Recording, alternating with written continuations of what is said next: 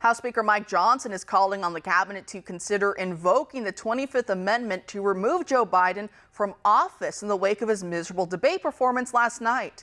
That's tough talk coming from someone like Johnson, who has disappointed us on several major issues thus far. So he's not exactly given to overheated rhetoric, meaning that he means this.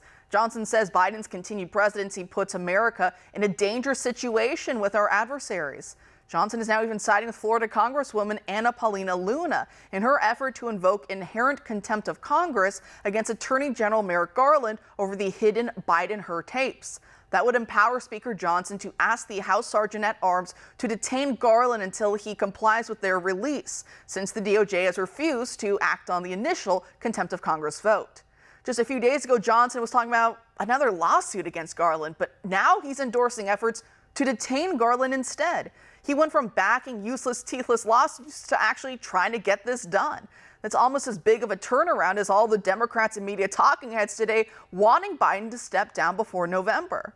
But perhaps what they didn't count on was how big a threat Dr. Jill Biden would be to any attempts to take her power away. Yes, it's hers. She not only was at Joe's side the second the debate ended to help him down the stairs and off the stage as Obama had to do the other week, but she also treated him like her little dog or a little baby afterward, completely lying to him and to his rapidly declining base of supporters about his own performance that night. Watch.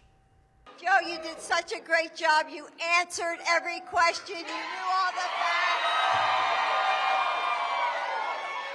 And let me ask the crowd, what did Trump do? Lie! Yikes.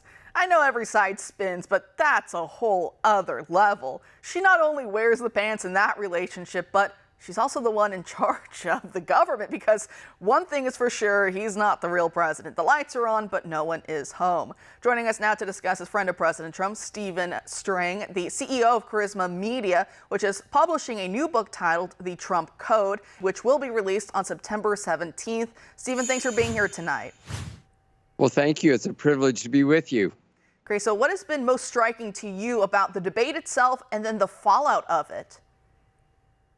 Well, the most striking thing is that the media is having to admit what we've already known, that Joe is declining. I mean, when they talked about all these video clips that they would show of him stumbling and slurring his words and so forth, then they tried to tell us they were deep fakes. Remember that? And or they said they were edited. Well, you can't say that those debates were edited. And it was just astounding to me that with 5 or 6 days or whatever he was at Camp David, that he didn't get his act together more. He's not fit to be president. And the whole country was able to see it. And I barely watched those other networks because I get so mad, but I enjoyed watching it because they were having to eat crow.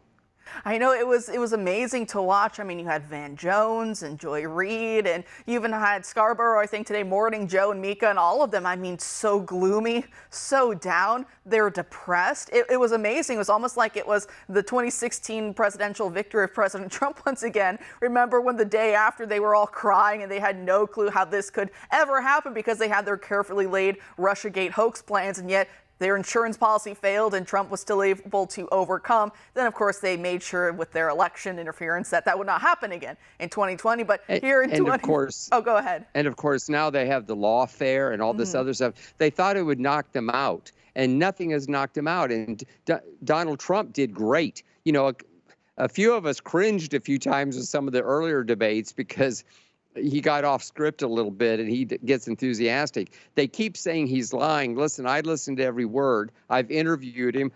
I've written books about him. I didn't know what he lied other than maybe hyperbole when he kept saying the best in history or the greatest economy or whatever. Maybe it's a little bit of stretch, but basically he was telling the truth and he was on script. He was presidential.